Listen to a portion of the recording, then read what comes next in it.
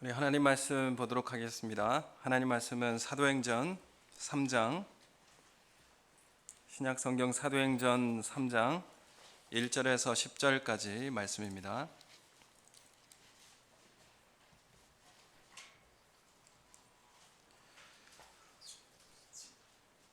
사도행전 3장 1절에서 10절까지 말씀을 우리 한 절씩 교독함으로 읽도록 하겠습니다.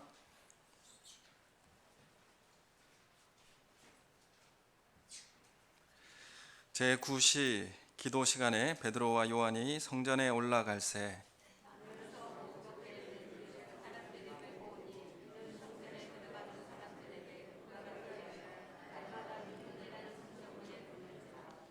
그가 베드로와 요한이 성전에 들어가려 함을 보고 구걸하거늘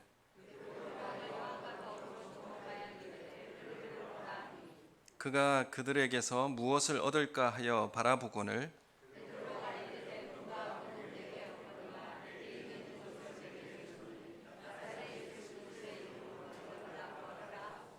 오른손을 잡아 일으키니 발과 발목이 곧 힘을 얻고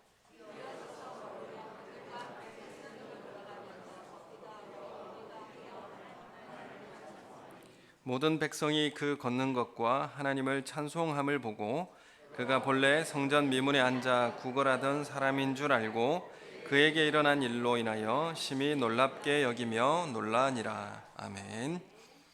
우리 앞뒤에 계신 우리 성도님들 함께 사랑합니다, 축복합니다 인사했으면 좋겠습니다. 가정에서 또 예배 드리시는 우리 성도님들 또 축복하고 또 하나님의 임재가 우리 모두에게 임하기를 예수님의 이름으로 소원합니다. 어렵고 또 앞이 보이지 않는 이 상황 가운데서 하나님을 끝까지 신뢰하고 이 여정을 주님 앞에 걸어가는 이 기간이 되기를 원합니다. 광야라고 하는 우리 금요기도회 때 이 말씀으로 나눴는데 광야라고 하는 이 말과 말씀이라고 이제 말이 단어가 히브리어로는 그 어간이 비슷합니다. 그래서 광야에서 우리는 말씀을 보고 또 광야를 지날 때 우리는 말씀에 더 집중하게 됩니다. 시끄럽고 또 분주하고 바쁜 일상 가운데서는 우리가 하나님의 음성을 들을 수가 없습니다. 그래서 우리는 고독하고 또 편리하지 못한 불편함이 있는 광야로 나아가는 것이죠. 그러면 거기에는 하나님의 말씀이 있습니다. 그래서 광야로 나아가시는, 또한 우리가 광야의 기간이라고 한다면 이 기간은 하나님의 말씀이 들려지는 그런 복된 기간이 될 줄로 믿습니다. 오늘 우리 모든 성도님들에게, 사랑하는 우리 모든 성도님들이 주님의 음성을 들을 수 있는 귀한 기간이 되기를 예수님의 이름으로 축원합니다. 엘리야도 광야로 들어가서 주님의 세미한 음성을 들었지 않습니까? 불길 가운데도 없었고 큰 지진 가운데도 없었고요. 주님의 음성은 세미하게 우리에게 들립니다. 우리의 고독하고 또 우리의 고난의 현장 가운데 주님의 음성을 듣고 주님을 만나는 그런 축복이 우리 성도님들 가운데 있기를 예수님의 이름으로 소원합니다. 광야에 길을 내시고 또 사막에 강을 내시는 하나님을 기대하시는 오늘 예배의 자리가 되길 소원합니다. 오늘 말씀에 우리 잘 알고 있는 말씀입니다. 성전 미문 앞에 나면서부터 걷지 못한 자를 일으킨 사건이 나오는데 베드로의 두 번째 설교가 이 내용을 통하여서 시작합니다. 첫 번째 설교는 오순절 임하는 사건을 통하여서 베드로의 설교가 시작됐고, 두 번째 이 성전에서의 설교는 안진뱅이를 일으키는 사건을 통하여서 이 설교가, 베드로의 두 번째 설교가 시작됩니다. 사도행전에는 5번의 베드로의 설교가 나옵니다. 그 중에 두 번째 설교가 되는데, 오늘 친절하게 또 성전 그림을 최성은 집사님도 카톡에 계속 올려주고 계시지만 제가 또 하나 올렸습니다. 이번 이게 복원해 놓은 것인데 솔로몬 행각이라고 있죠. 솔로몬 행각에서 이제 두 번째 설교가 시작되어지는 장면입니다. 거기에 보면 미문이라고 이렇게 표현되어 있죠. 미문이 있습니다. 이 미문 앞에 이 안진뱅이가 앉아 있었죠. 여러분, 우리가 이 사도행전을 보면서 교회를 통해 성령 받은 이 제자들을 통해서 하나님은 지금도 일하고 계시다는 사실을 우리 사도행전을 통해서 깨닫게 됩니다. 여러분, 그러면 지금 이 시간에 우리에게도 성령 하나님의 역사를 통해서 하나님 지금도 우리와 함께 일하고 계시다는 사실을 우리는 믿고 바라보게 되는 것이죠. 얼마 전에 우리가 투표를 했습니다. 투표라고 하는 것은 민주적 제도를 가져와서 투표하는 것이 아니라 우리 교회 안에서 하는 투표는 어떤 의미가 있느냐 하면 우리 한 사람 한 사람의 의지와 결정도 그 가운데 들어가지만 우리 세례받은 성도들 한 사람 한 사람 안에 성령 하나님께서 거주하고 계신다. 그 한 사람 한 사람 가운데 하나님께서 임재해 계신다. 똑같이 저도 임재해 있고 여러분도 한 사람 한 사람마다 성령 하나님께서 거하고 계신다는 그 사실 안에서 한 표씩이 주어지는 것입니다. 그래서 하나님과 내가, 주님과 내가 함께 역사하여서 한 표를 그렇게 표시하는 것이죠. 그것은 하나님과 내가 함께 일하는 모습의 전형입니다. 그래서 우리가 교회에서 하는 이런 투표는 하나님과 우리가 함께 참여한다는 의미가 그 가운데 담겨 있는 것이죠. 그래서 사람의 일만이 아니라 하나님의 역사가 함께 일어나는 것으로, 그래서 우리 개혁교회에서는 이 3분의 2의 투표를 통하여서 하나님께서 직분자를 선택하신다, 이런 믿음으로 일을 하는 것이죠. 우리는 성령 안에서 기도합니다. 우리가 성령 안에서 기도하면 어떤 현상이 있다고 말씀드렸냐면 예수님을 또렷하게 볼 수가 있습니다. 우리가 기도하면 예수님이 우리와 가까이 계시는 그 하나님을 만날 수가 있습니다. 예수님은 항상 누가복음에 보면 기도했던 모습을 우리에게 가르쳐주고 있습니다. 누가는 누가복음을 기록하면서 예수님의 기도하는 모습을 자세히 기록해 놓았습니다. 12제자를 선택하실 가장 중요한 그 선택 앞에서도 예수님은 기도하셨고요. 십자가 지시기 전에도 간절히 기도하셨습니다. 그리고 또한 중요한 일을 앞두고 또한 시간을 정하여서 밤늦도록 예수님은 기도하는 모습들을 누가복음엔 잘 기록해 놓고 있습니다. 하나님께서, 예수님은 하나님이신데 하나님이신 예수님이 왜 기도해야 할까요?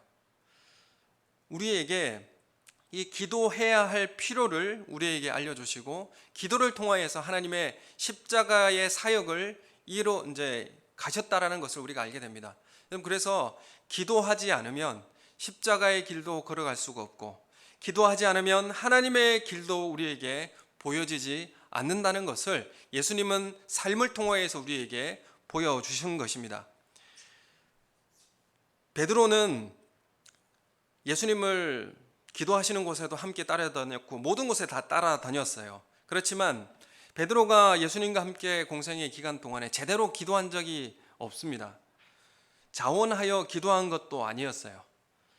변화산에서 하나님의 음성을 듣고 엘리야와 모세와 예수님의 모습을 보았는데 그 현장에서 십자가에 대한 그 십자가를 볼 수도 없었고 거기에 베드로가 뭐라고 했냐면 집 짓고 같이 살자고 그런 이야기만 했습니다. 십자가를 지시기 전날 제자들과 함께 나를 위해서 기도해 달라고 그렇게 예수님 부탁하셨습니다. 그 마음의 고통스러움을 제자들에게 보여주시면서 내가 이렇게 힘들고 어려운데 나를 위해서 기도를 해주라, 이렇게 제자들에게 부탁을 했는데 베드로는 이 요청이 어떤 의미인지 잘 몰랐어요. 그래서 잠만 잤습니다. 그런데 이 베드로가 사도행전에 오면서 완전히 달라지게 되죠. 성령의 임재를 경험한 다음에 베드로의 첫 번째 변하는 모습은 기도의 모습이 달라졌다는 것을 우리가 확인하게 됩니다. 예수님께서 기도하신 것 그대로 자원하여 기도하고 있는 모습을 우리가 보게 됩니다. 기도를 통해서 성령의 충만함을 받아 예수 그리스도를 또렷하게 보게 되었기 때문에 그렇습니다. 아, 예수님께서 왜 기도하셨구나, 왜 예수님께서 기도하시면서 그 사이의 길을 걸어가셨구나, 예수님이 기도하시는 마음은 어떤 마음이었구나, 이 마음을 베드로는 기도하면서 예수님을 또렷하게 보았습니다. 예수님의 마음을 이해하게 되었고 예수님의 고통도 깨닫게 된 것입니다. 이런 우리는 기도를 하면 예수님을 볼 수 있어요. 예수님을 본다는 말은 우리가 예수님의 그 모습, 그것뿐만 아니라 예수님의 고통과 예수님의 마음을 볼 수 있다는 것입니다. 그래서 성령의 임재를 통한 기도는 예수님을 바라보게 하고 예수님처럼 살아가게 하는 것이죠. 그래서 우리는 이 사도행전이라고 기록하고 예수행전이라고 읽게 되는 것입니다. 이런 우리가 행하는 것이 아니라 예수님이 행하는 것처럼 드러나게 되어 있습니다. 오늘 베드로가 하는 일도 베드로가 하는 것이지만 예수님이 하는 모습을 똑같이 하는 모습으로 드러나게 돼요. 베드로가 기도하는 모습처럼 보였지만 예수님이 기도하는 모습이 베드로의 모습 가운데 드러나게 되는 것이죠. 여러분, 우리도 마찬가지입니다. 여러분, 우리가 사역을 하지만은 내가 하는 것이 아니라 하나님이 하는 것으로, 예수님이 하는 것으로 드러나게 되는 것, 그게 성령의 임재함을 통하여서 행하는 사람들의 모습인 것입니다. 여러분, 우리가 하는 모든 사역 가운데 예수 그리스도의 성품과 예수 그리스도의 마음과 그런 애통함이 드러나는 역사가 있기를 예수님의 이름으로 축원합니다. 여러분, 기도할 때에 예수님을 바라볼 수 있게 되는 것이죠. 성령 충만할 때에 예수님을 이해하고 마음을 깨닫게 되는 것입니다. 여러분, 우리 교회 사역도 사람이 하는 것 같지만 예수님이 하시는 것처럼 그렇게 드러나야 합니다. 우리가 사역의 현장에서 어떤 것을 하든지 그것은 나의 힘으로 하는 것이 아니고 예수님께서 나에게 공급하여 주시는 힘과 능력으로 하는 것처럼 드러나게 하는 것이 우리의 사역의 현장에 되어야 할 줄로 믿습니다. 그것이 우리의 교회의 모습이 되도록 하나님 앞에 기도하고 또 성령의 충만함을 사모하는 우리 교회 되시기를 예수님의 이름으로 축원합니다. 그래서 여러분, 우리는 그리스도인들은 기도 없이는 살아갈 수 없는 존재라는 사실을 분명하게 우리에게 말씀하고 있습니다. 반대로 말하면 기도하지 않으면 사람의 모습밖에 나타날 수밖에 없는 것이죠. 여러분, 그래서 이 베드로의 기도하기 전과 기도한 이후, 그리고 기도의 삶을 살지 못했던 때와 기도의 삶을 온전히 살았을 때의 삶을 명확하게 구분할 수가 있는 것이죠. 여러분, 이 베드로를 비롯한 사도들이 기도 생활을 열심히 하는 것이 오늘 3장에 나와 있습니다. 그들의 기도 생활은 경건한 유대인들의 습관대로 하루에 몇 번 기도했냐면 유대인들은 하루에 3번 기도했습니다. 아침 9시, 정오, 오후 3시 이렇게 기도했죠. 우리 적은교회 선조들도 몇 번 기도했습니까? 4번 기도했습니다. 4번. 가장 오래까지 그렇게 기도하신 분들이 그 미국에 계시는 그런 우리 성도님들은 우리에게는 다 사라졌는데 그분들은 여전히 하고 계시는 분들이 많다고 들었습니다. 예전에 제가 어릴 때도 교회에 시간만 되면 이 조그마한 방에 이제 기거하고 계시다가 시간 되면 방석 들고 오셔가지고 여기에 이제 장의자가 있지만 바닥에 방석을 깔고 무릎 꿇고 기도하시는 그런 권사님들과 또한 어르신들을 저는 많이 봐왔습니다. 여러분, 우리가 이 베드로와 요한이 기도의 시간을 따라서 하나님 앞에 기도하러 성전에 올라가고 있다고 또 오늘 3장 1절에 말씀을 하고 있습니다. 사실 이 바벨론 포로에 잡혀갔던 포로의 그런 신분에서도 다니엘은 이 3번 기도하는 것을 놓지 않았습니다. 그래서 끝까지 하나님 앞에 목숨의 위협이 올지라도 하나님 앞에 기도했죠. 창문을 열고 예루살렘을 향하여서 기도했다고 나와 있는데 미문을 향해서 기도한 겁니다. 이게 사실 유대인들은 미문을 향하여서 기도하고 바라보는 소망이 지금도 있기 때문에 그렇습니다. 여러분, 우리 오늘 본문에 나온 베드로와 요한이 오전 9시, 정오 그리고 3시 시간을 정해놓고 기도 생활을 하고 있는 중에 날 때부터 그럴 수 없었던 이 사람을 일으켜 세운 역사는 기도하는 가운데, 기도의 생활 가운데 나타난 역사였습니다. 내가 기적을 일으켜야지 이렇게 하고 할 수 없다는 것을 제가 미리 말씀드렸어요. 내가 이걸 해야지 하고 할 수는 없는 거예요. 내가 어떤 직분을 해야지 하고 직분을 맡을 수는 없는 겁니다. 여러분, 내가 뭘 큰 일을 이루어야지 하고 할 수 있는 일이 아니에요. 우리는 성령 하나님의 이끄시고 기도하는 삶 가운데 나타나는 역사를 경험하는 거예요. 그것이 하나님이 우리에게 주신 특별한 역사이고, 오늘 이 40세 된 정도의 안전뱅이라고 기록하고 있습니다. 이 사람의 일어섬을 통하여서 많은 사람들이 놀랐습니다. 이걸 통하여서 하나님께서 베드로에게 설교하게 하셨어요.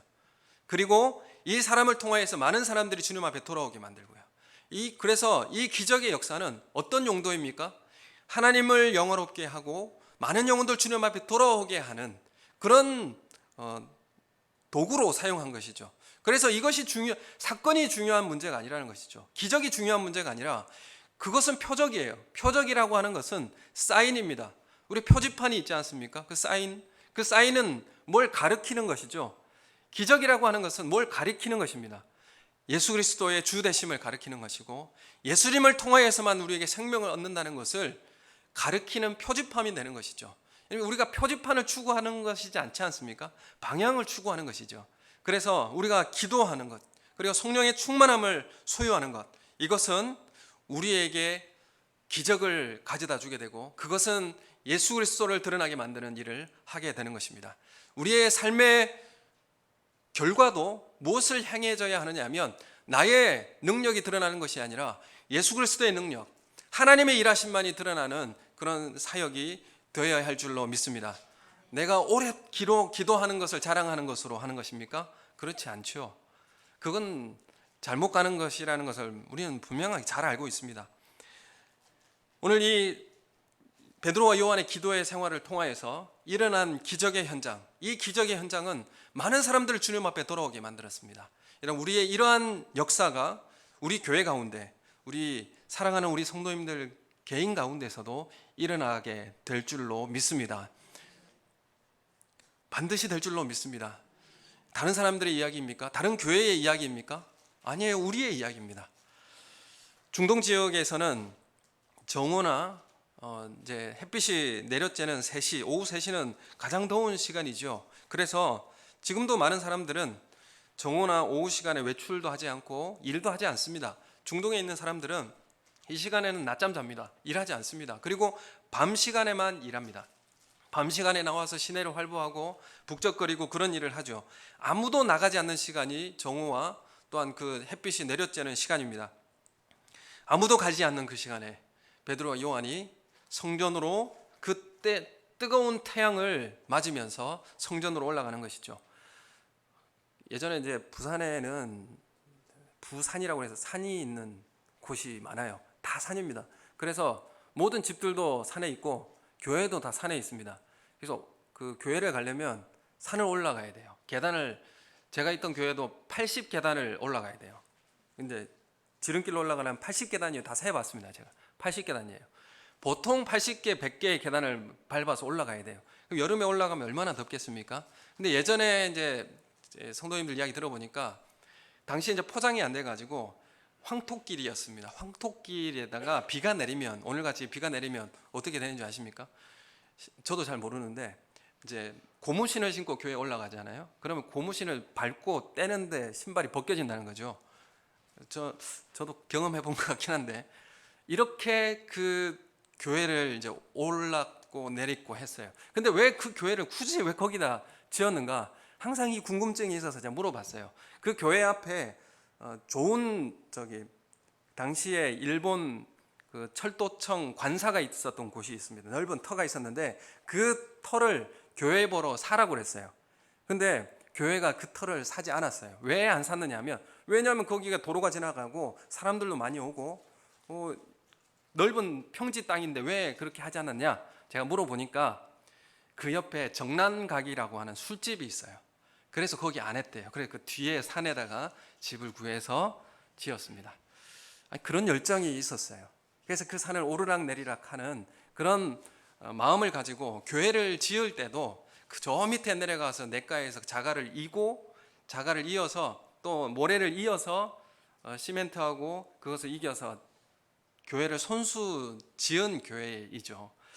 그런 열정이 있습니다. 여러분, 우리가 아무도 오지 않으려고 하는 그 정오의 때에 고단하죠. 기도하는 자리는 고단한 시간입니다.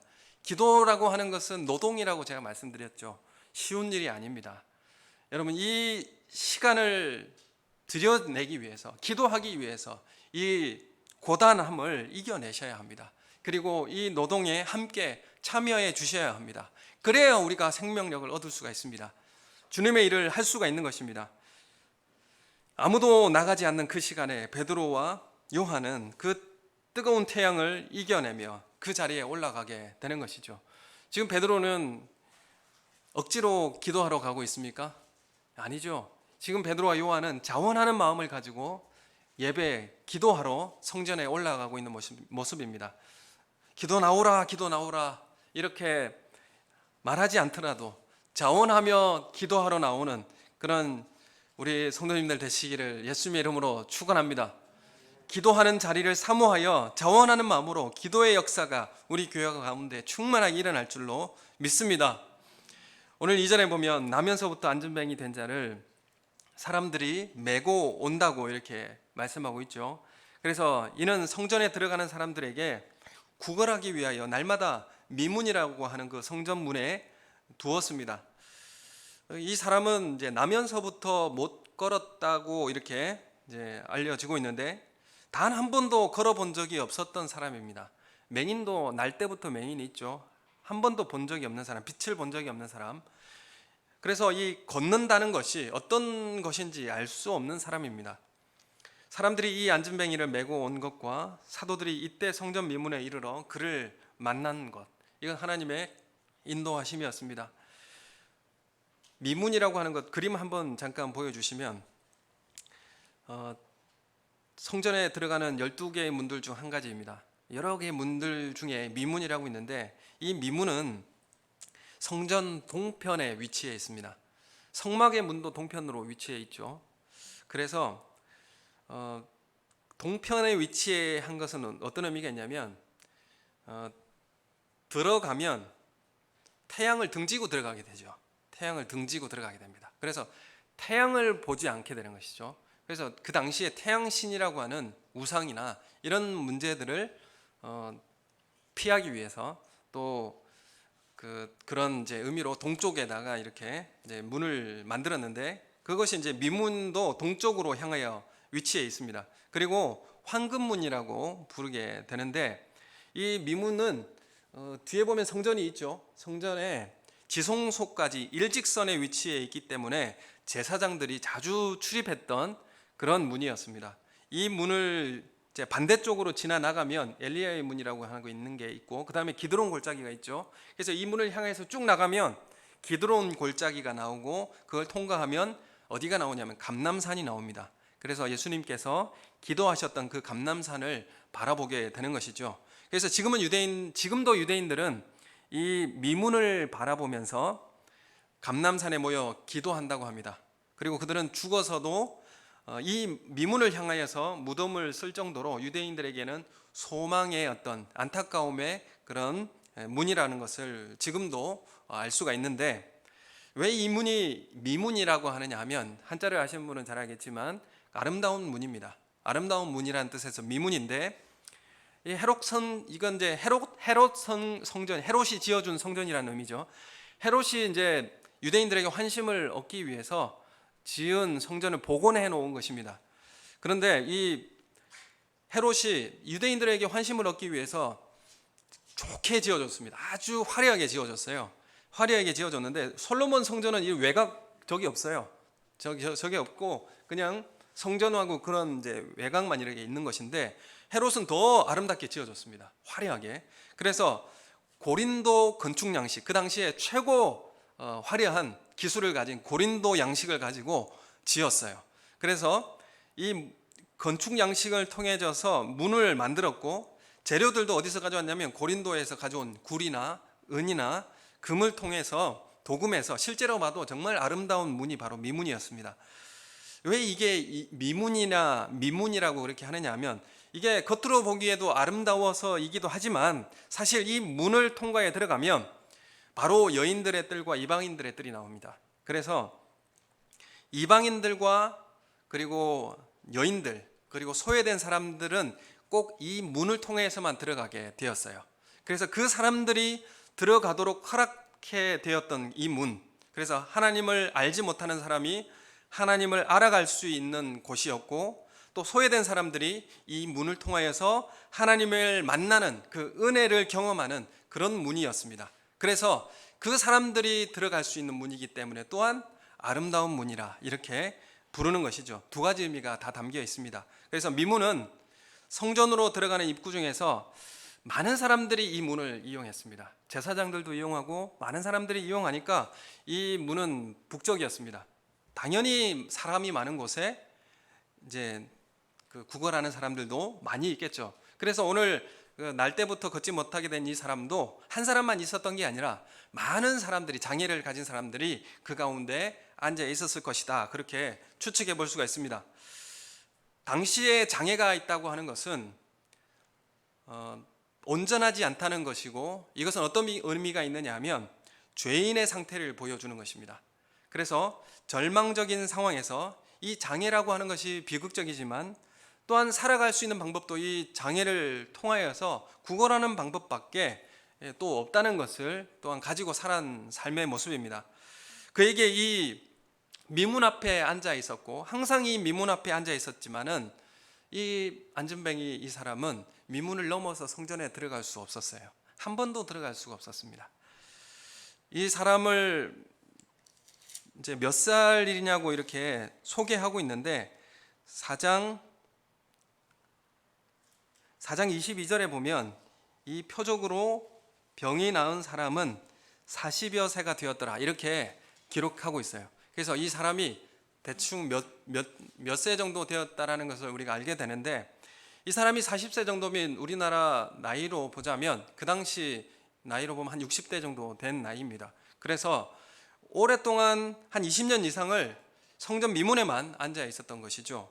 그렇다면 이곳이 사람들이 많이 드나드는 곳이고 20년 이상 그 자리에 앉아 있었으면 유대인들이 다 알지 않겠습니까?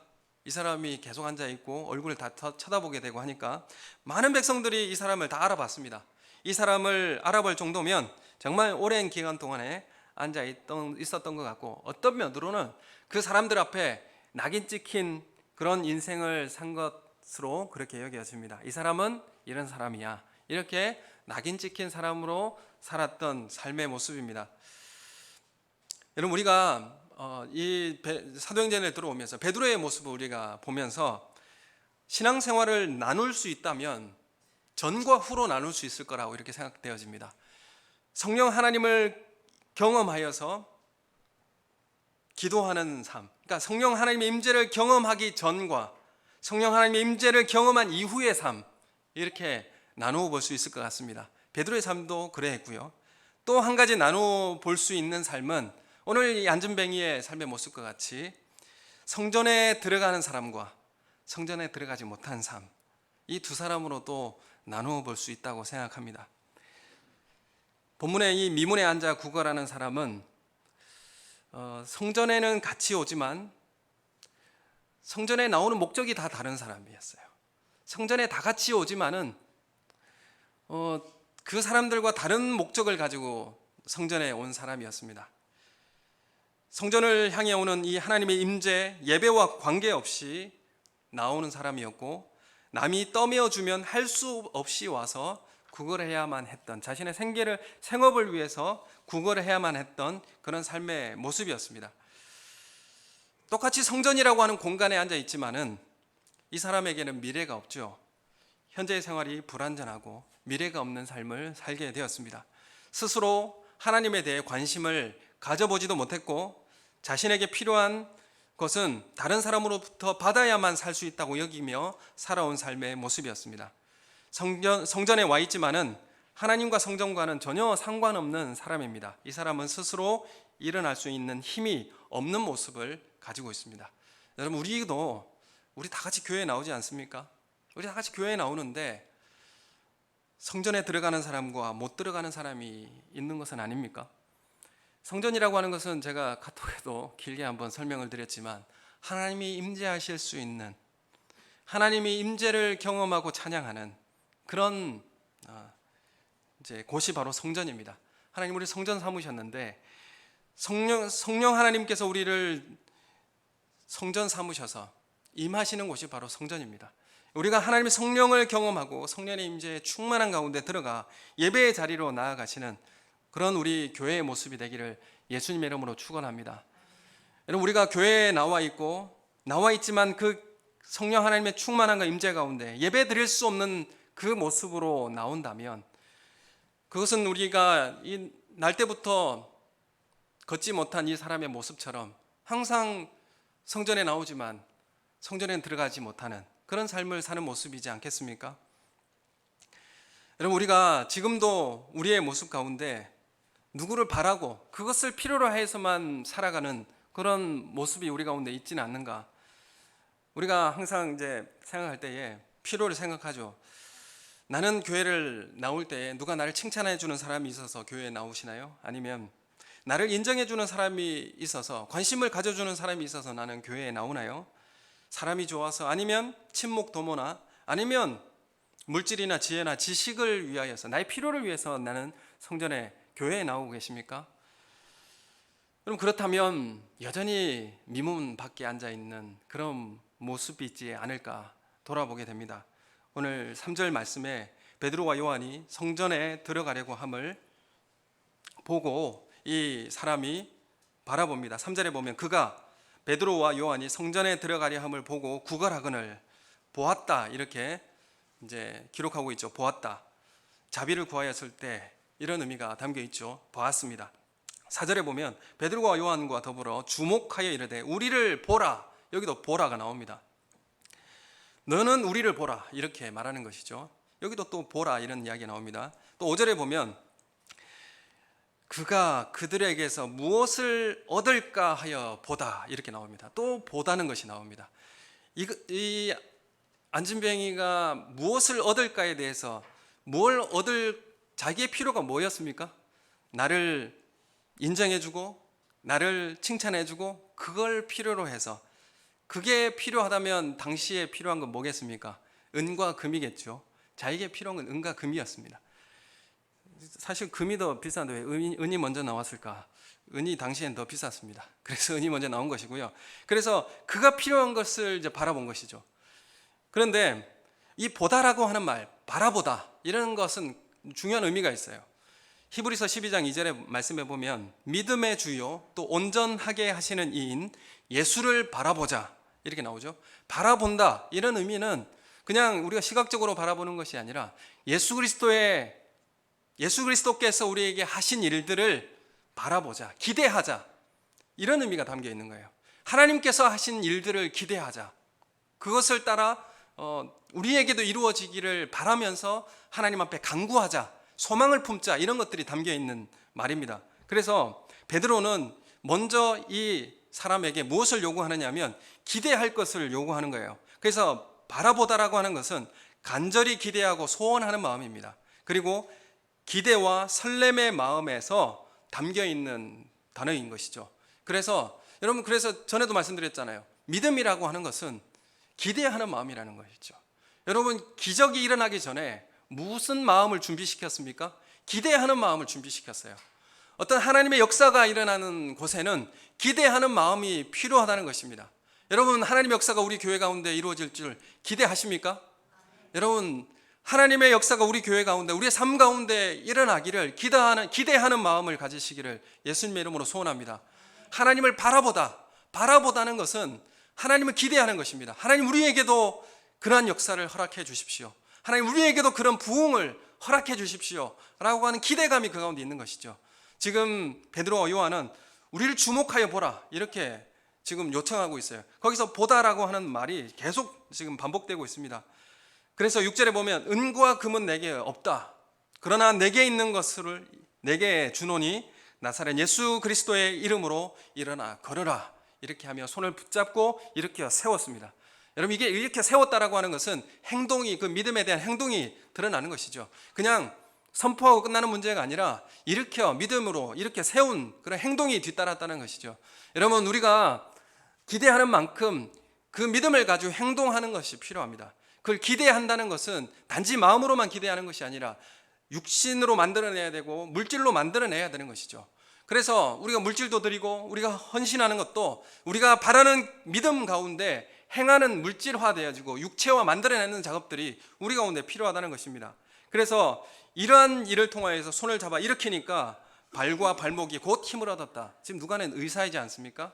의사라서 그 모습을 명확하게 기록하고 있습니다. 그가 걸을 수 있었던 일은 발과 발목이 힘을 얻어서 일어났다. 먼저 뛰고 서서 걸으면 이렇게 나타나고 있어요. 뛰고 서서 걸었다.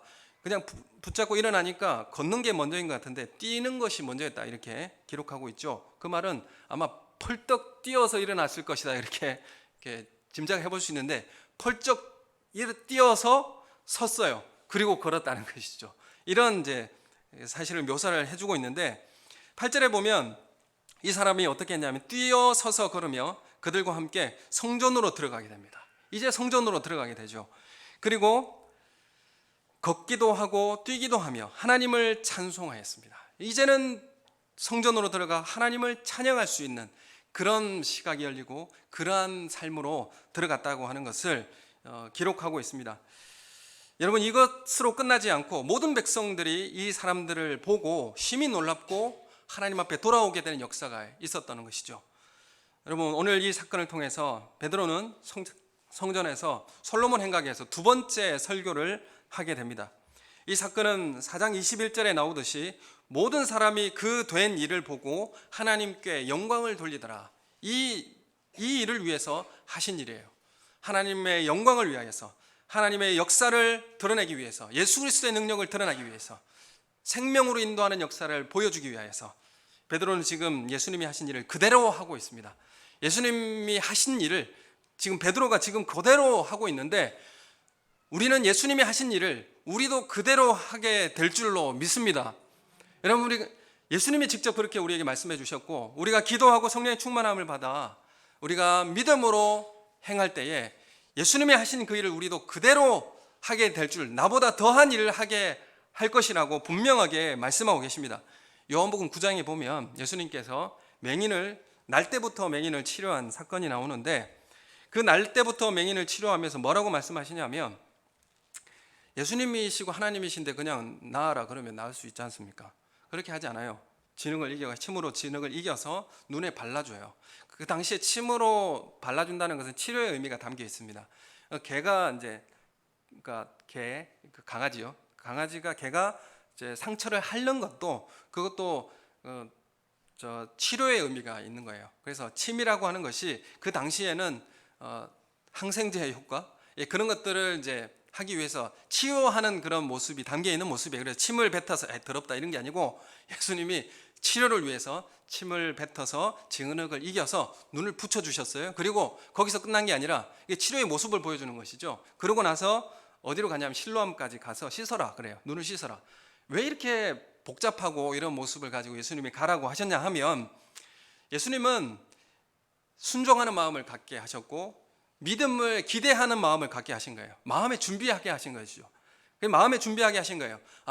예수님께서 나에게 이런 치료의 과정을 겪게 하셨고 또한 그 실로암까지 가서 내 눈을 씻으면 낫게 될 것이라고 하는 기대감, 그 기대감을 그 마음속에 가는 도중에 갖지 않겠습니까? 여러분, 하나님의 역사는 기대함을 반드시 준비시킵니다. 기대감을 갖게 하고 또한 그 사모하는 마음을 갖게 하는 것이죠. 그래서 그가 맹인이 씻고 나서 하나님께 영광을 높이고 뛰어다니면서 하나님 예수는 그리스도시라고 선포하고 다닙니다. 그래서 예수님이 이 사건을 통해서 뭐라고 말씀하시냐면 이 사람이나 그 부모의 죄로 이가 맹인이 된 것이 아니라 그에게서 하나님이 하시는 일을 나타내고자 하심이라, 이렇게 말씀해 주고 있어요. 여러분, 근본적인 치료는 오늘 말씀을 통해 예수 그리스도만이 능력이고 예수 그리스도 안에 치유가 일어난다는 사실을 우리에게 말씀하고 있습니다. 그리고 이 나면서부터 걷지 못한 사람은 성전으로 들어가게 됩니다. 하나님의 임재, 성령의 임재 가운데 들어가게 되고 찬양하게 되었습니다. 여러분, 우리 모두가 하나님의 임재 가운데 들어가시는 성령의 충만한 역사가 우리 가운데 있기를 예수님의 이름으로 초원합니다. 우리가 정말 하나님의 성령의 충만한 가운데 하나님 앞에 찬양하고 하나님을 그 기쁜 예배의 자리에 나아가서 감격할 수 있는 그 예배의 자리가 우리 모두에게 허락되어지기를 예수님의 이름으로 소원합니다. 한 사람도 빠짐없이, 한 사람도 미문 앞에 그냥 소외된 사람이 없이 모두 다 주님의 임재 가운데 나오시는 우리 사랑하는 우리 성도님들 되시기를 예수님의 이름으로 소원합니다. 여러분, 문 앞에 주저앉아서 교회에 나오지만은 미문을 넘어 성전 안으로 들어갈 수 없는 그런 모습들이 우리 가운데 있지는 않습니까? 우리가 하나님의 예비하신 그 지성소로 우리가 담대히 나아가자고 히브리서 기자가 우리에게 말씀하고 있듯이 우리가 담대히 주님의 지성소로 나아가는 그런 담대함을 얻어서 주님 앞에 나아가는 그런 은혜의 자리가 되길 예수님의 이름으로 소원합니다. 여러분, 미문 앞에 앉은 모습은 무엇을 나에게 필요를 채워줄까? 무엇이 나를 살릴 수 있을까라고 항상 뭘 바라고 있느냐 하면 자녀들을 위해 고민을 하고 또 우리가 절망과 혼돈 속에서 일단 이런 고민들이 있어요. 뭐가 나를 이제 기쁘게 만들어 줄 수 있을까? 무엇이 나를 채워줄 수 있을까? 그래서 대표적으로 자녀들에 대한 고민을 할 때에 뭐 저희 자녀도 마찬가지지만 어느 학원을 보내야 될까? 또 그 뒤에는 뭐가 있습니까? 누가 내 자녀들을 대학에 넣어줄까? 그 대학에 넣어줄 사람들을 찾아서 쫓아다니시죠. 그 다음에는 어떻게 하면 인류 기업에 들어갈 수 있을까? 찾아서 이렇게 쫓아다니고, 그러고 나면 어떻게 결혼할 수 있을까? 그 다음은 없습니까? 집은 어떻게 구할까? 그 다음은 없습니까? 그 다음엔 노년은 어떻게 살아갈까? 전부 다 이 기대하는 마음이 다 여기에 담겨 있는 것이죠. 여러분, 내 삶을 다 내가 책임질 수가 없습니다. 시간을 들여서 했던 일 실패했을 때에 실패의 책임을 우리가 진다고 할지라도 그 허송세월, 그 시간은 어떻게 우리가 보상받을 수 있겠습니까? 사실 우리는 주님을 바라봐야 하고 우리가 바라보는 것이 주님이 원하시는 것을 기대하는 마음이 우리 가운데 있어야 되는 것이죠. 주님이 바라보시는 곳은 우리가 바라보는 것과 다른 곳일 수도 있습니다. 우리는 주도하고 지배하고 하는 삶을 원하지만 주님은 내려와서 섬기고 헌신하라는 곳에 우리를 부르고 계십니다. 사회적 지위를 추구하는 모습은 우리가 추구하고 있는데, 하지만 예수님은 거룩한 삶으로 죄를 멀리하는 삶으로 우리를 부르고 계십니다. 우리가 바라보는 것과 예수님이 바라보시는 것이 다르지 않고 주님이 원하시는 곳에 나아가는 귀한 은혜가 우리 가운데 있기를 원합니다. 여전히 우리가 이 미문을 넘지 못하고 그 앞에 여전히 주저앉아 있는 것은 아닙니까? 은과 금이 있으면 해결이 될까요? 우리가 바라는 것이 생기면 그 문제가 해결이 되나요? 사람들에게 인정받는 것이나 세상적 힘이 생기면 좋은 직장에 들어가면 이 문제가 해결이 됩니까? 참 평안과 기쁨이 우리 가운데 찾아올까요? 우리가 있어야 할 곳은 겉으로만 아름다워 보이는 미문이 아니라 거룩한 하나님의 임재 안에 있는 성전 안으로 들어가야 합니다. 그 미문이 되어야 합니다. 그 아름다운 교회가 되어야 합니다. 여러분, 그냥 겉으로만 아름다운 문처럼 성전처럼 그렇게 바라보고 있는 교회가 아니라 우리 교회가 진짜 아름다운 통로가 되어야 되고 아름다운 문이 되어져야 하는 것입니다. 예수 그리스도만으로, 예수 그리스도의 능력만으로 우리는 찬양하는 기쁨이 우리 가운데 생겨나기를 원합니다. 성전 안으로 들어가 걷기도 하고 뛰면서 찬양함으로 들어가는 은혜가 우리 가운데 펼쳐지기를 예수님의 이름으로 축원합니다. 다른 것으로 만족하는 것이 아니라 예수 그리스도의 능력으로 만족하는 우리 성도님들 되시기를 소원합니다. 초대교회는 은과 금은 없었지만 나사렛 예수 그리스도의 능력은 있었습니다. 여러분, 우리 교회가 예수 그리스도의 능력을 소유하는 교회가 되길 원합니다. 은과 금은 풍부하지 않지만 예수 그리스도의 능력이 우리 가운데 소유케 되어지는 교회 되길 원합니다. 미문이라고 하는 것은 여인과 이방인들, 소외된 사람들이 들어갈 수 있도록 마련된 문이었습니다. 여러분, 우리 교회가 예수 그리스도의 능력을 소유하여서 소외된 사람, 고통받는 사람들을 교회로 인도하여 하나님 앞에 인도하는 그런 아름다운 문이 되기를 원합니다. 우리 교회가 그런 아름다운 문이 되어서 많은 영혼들이, 소외받는 영혼, 고통받는 영혼들이 그 하나님의 임재 앞에 나와서 생명을 얻는 통로로 사용되는 교회가 되기를 예수님의 이름으로 축원합니다. 여러분, 우리 안에 예배 공동체로 그 축제에 같이 참여하지 못하는 성도가 있습니까? 그 예배의 기쁨과 구원의 감격에 함께 참여할 수 없는 성도들이 있습니까? 아니면 어떤 성도는 우리에게 방해가 될 거야 라고 하는 선입견이 있는 것은 아닙니까? 여러분, 우리가 모든 그 이방인들과 연약하는 사람들과 그 사람들이 하나님의 임재 가운데 들어올 수 있는 그 아름다운 문이 되기를 소원합니다. 우리의 삶도 그런 아름다운 문이 되어주기를 예수님의 이름으로 소원합니다. 그래서 축제에 소외된 사람들에게 생명이 살아나는 역사, 예수 그리스도 안에 부정한 것들이 모두 씻겨지고 이스라엘의 제사적 공동체, 지금 말하면 예배의 공동체에 함께 어우러지는 축복이 우리 교회 가운데 충만하기를 소원합니다. 여러분, 그 성전 안에 들어가 걷기도 하고 뛰기도 하며 하나님을 찬양했듯이 하나님의 임재 안에 들어가 기뻐하며 찬양하는 그 예배적 공동체로 다시 회복되어지는 은혜가 우리 가운데 있기를 소원합니다. 여러분, 이 일은 베드로가 기도의 삶을 통하여서 성령의 충만함을 힘입어 예수 그리스도를 바라보며 소원한 마음을 가지고 이런 일들이 일어났습니다. 오늘날 우리에게도 마찬가지입니다. 우리에게 기대하는 마음이 있습니까? 여러분, 우리 교회 가운데 사모하는 마음이 있습니까? 어떤 교회가 되기를 사모하는 마음이 우리 가운데 있습니까? 단지 나는 뭐가 필요해, 은과 금이 나에게 필요해, 그것만을 가지고 살아가서 여전히 하나님의 임재 가운데 들어오지 못하는 그런 모습으로 살아가고 있는 것은 아닙니까? 우리가 말씀은 기도를 통해서 그 능력이 나타나게 되는 것입니다. 여러분, 성령의 충만한 마음을 소유하고 기대하는 마음을 가지기를 소원합니다. 그래서 이 광야에 길을 내시고 사막에 강을 내시는 주님의 은혜를 사모하시는 우리 성도님들 되시기 원합니다. 우리 교회는 안 돼, 우리 교회는 틀렸어, 여러분, 이런 마음을 갖지 마시고 하나님께서 새롭게 여시는 그 길을 바라보시는 우리 성도님들 되시기를 예수님의 이름으로 축원합니다. 여러분, 그런 의미에서 오늘 이 찬양 우리 함께 불렀으면 좋겠습니다. 금요기도회 때도 제가 계속 부르는 찬양입니다.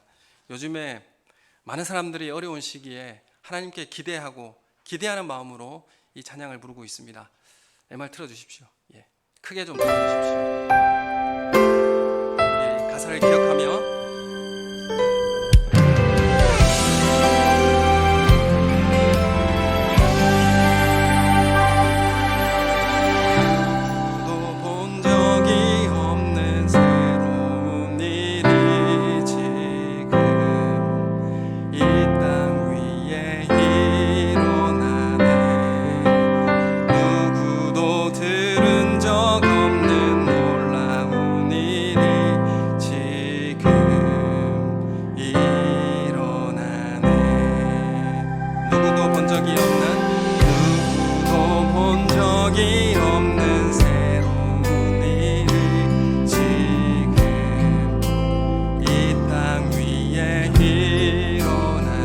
들은 적 없는, 누구도 들은 적 없는 놀라운 일이 지금 이런. 기도는 반드시 응답되니, 기도는 반드시 응답되니, 전심으로 기도하세, 전심으로 기도하세.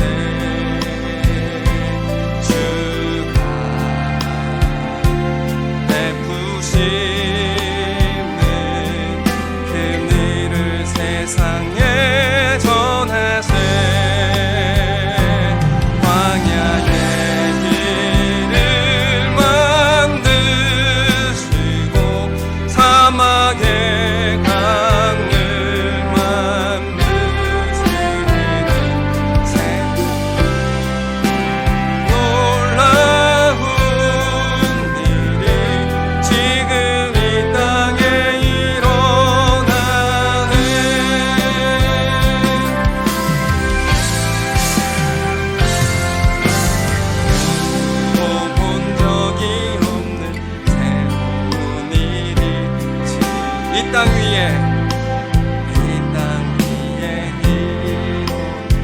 들은 적 없는, 누구도 들은 적 없는 놀라운 일이 지금 일어나네. 오는 반드시 응답되니, 전심으로 기도하세, 전심으로 기도하세.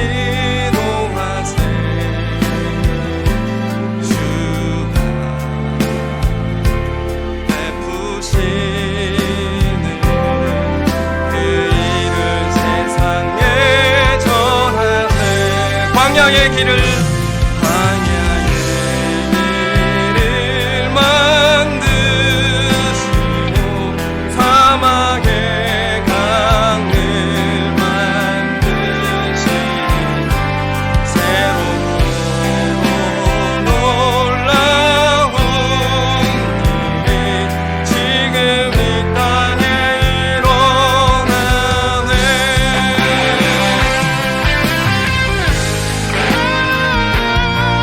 우리 교회도 안전뱅이가 일어나는 하나님의 역사가 일어나는 교회가 됐으면 좋겠습니다. 기대하는 마음을 가지고 하나님 앞에 나아가는 우리 성도님들 되시기를 원합니다.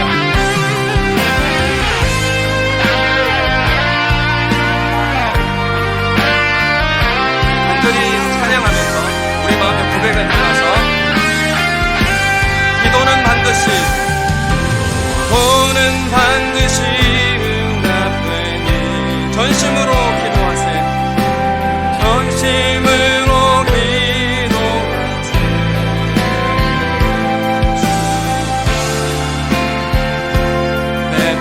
베푸시는 그 일을 세상에 전하세.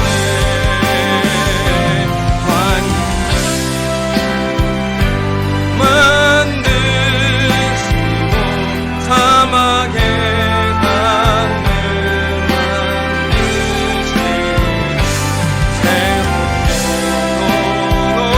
놀라운 지금 우리 손 높이 들고 우리 찬양합시다. 광야의 길을 만드시고 광야의 길을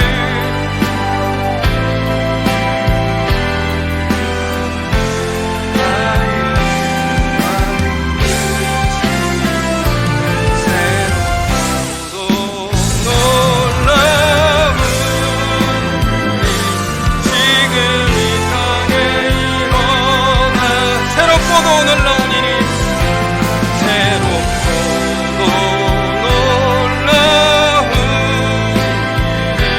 지금 이 땅에 일어나네. 지금 이 땅에 일어나네. 지금 이 땅에 이 교회에 지금 이 땅에 일어나네. 우리 함께 하나님을 기대하는 마음으로 하나님 우리 교회를 살려주시고 하나님 역사해 주시고 성령의 충만한 교회가 되게 달라고 기대하는 마음을 가지고 우리 다같이 함께 한 목소리로 기도하겠습니다. 하나님 아버지 은혜를 감사합니다. 우리 교회가 정말 하나님의 말씀과 능력이 우리 가운데 역사케 되어지는 그런 교회가 되길 원합니다. 우리의 심령과 마음이 하나님을 위하여서 사모하고 기대하는 마음을 가지고 주 예수 그리스도를 바라보는 역사가 우리 교회 가운데 있기를 소원합니다. 하나님 한 사람도 소외된 사람이 없이 주님의 임재와 찬양의 그 자리에 나올 수 있게 하여 주시고 한 사람도 소외받고 미문 밖에 버려지는 그런 모습이 되지 않게 하여 주시옵고 상실된 영혼과 우리의 굳은 마음들이 예수 그리스도 안에서 치유받는 역사가 있게 해주시고 아버지 도저히 일어나지 못할 것 같은 그 일들이 우리 가운데 일어나서 미문 밖에 앉아있는 그 사람이 주님 앞에 나와서 예배할 때에 많은 사람들이 아버지 놀랍게 하나님의 영광을 바라보았던 것처럼 우리 교회에 그 영광을 바라보게 해주시고 그 능력에 찬미하는 교회가 될 수 있도록 주님 역사하여 주시옵소서. 그 기대와 간절함을 가지고 나오는 심령과 마음들마다 새롭게 됨의 역사를 경험하게 하여 주시옵소서. 우리 교회가 새로운 길을 걸어가게 하여 주시옵소서. 감사함을 드리옵고 예수님 이름으로